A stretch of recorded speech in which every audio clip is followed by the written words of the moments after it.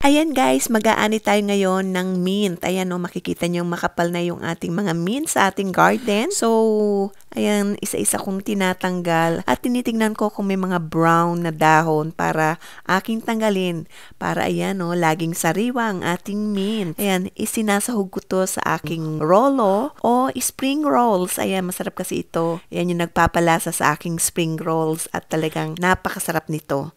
Ayan, ginagamit ko rin itong pang tea. Ayan. So, sa dami nito is aking itong idina-dry para naman magtagal. Ayan, kahit na winter is meron pa rin akong nagagamit. Siya nga pala, dahil sa kapal nitong mint na to, is nakakita ako dito ng ahas. Kaya, ayan, natatakot tuloy ako. Diyan ako nakakuha ng isang mahabang ahas, yung pinagbalatan. Pero hanggang ngayon is nakatabi ito dahil naniniwala ako na swerte ito. Ayan, so ito na yung ating lahat ng mga naaning mint. So atin nang babanlawan para kapag ating itinabi at drenay is malinis na siya at pwede nang gamitin.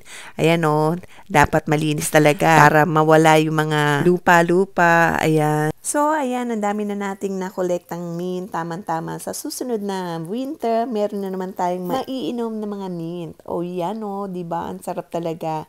Yan ang ating mint.